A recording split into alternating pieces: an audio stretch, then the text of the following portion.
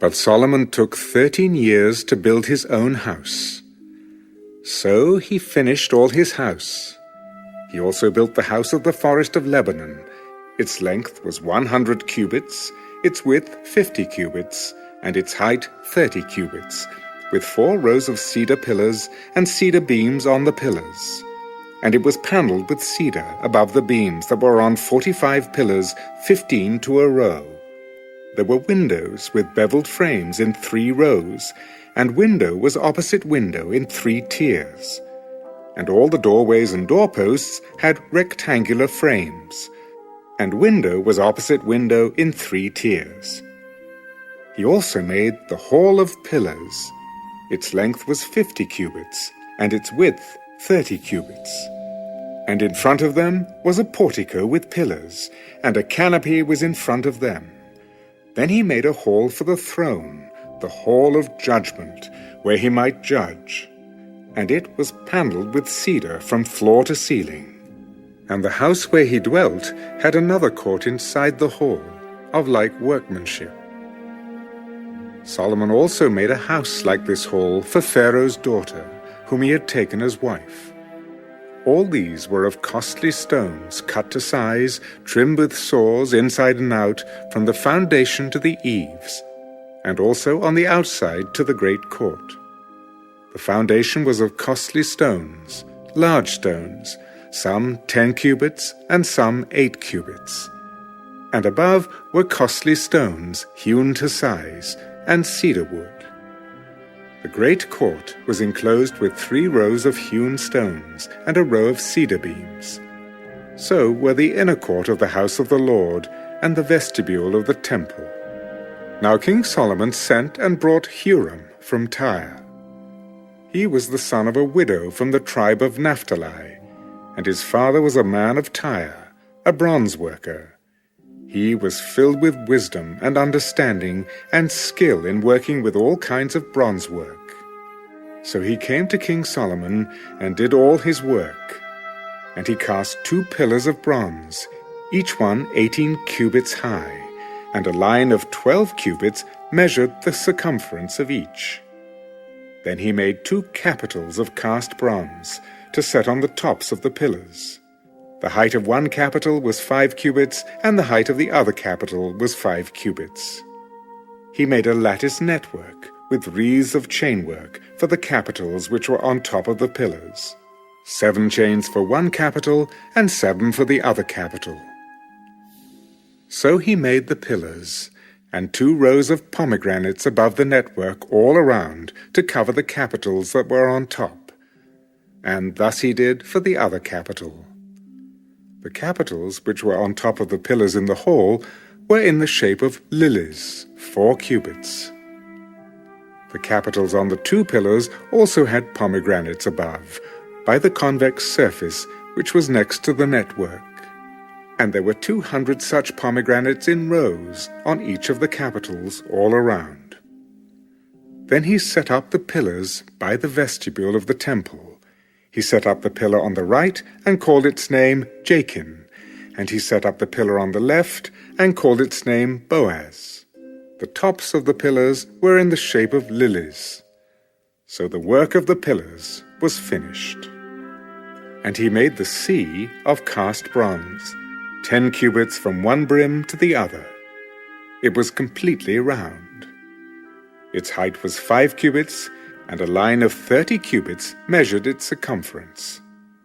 Below its brim were ornamental buds encircling it all around, 10 to a cubit, all the way around the sea. The ornamental buds were cast in 2 rows when it was cast. It stood on 12 oxen, 3 looking toward the north, 3 looking toward the west, 3 looking toward the south, and 3 looking toward the east. The sea was set upon them, and all their back parts pointed inward.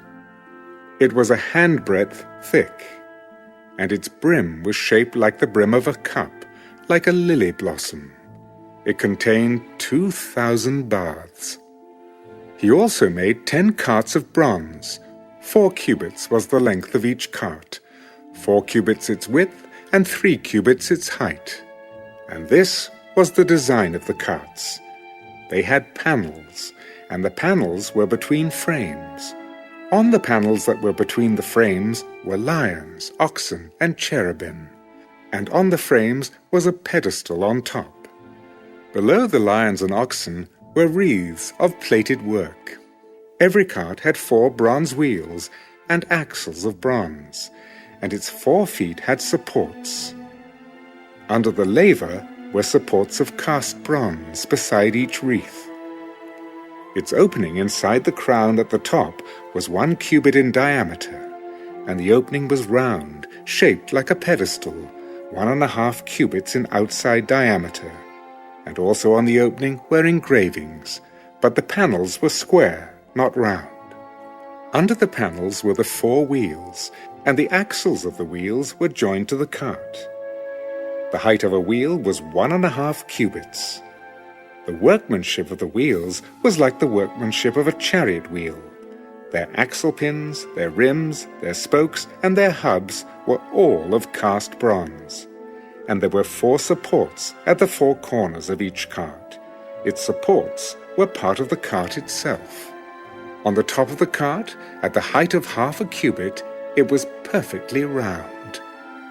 And on the top of the cart, its flanges and its panels were of the same casting. On the plates of its flanges and on its panels he engraved cherubim, lions, and palm trees, wherever there was a clear space on each, with wreaths all around.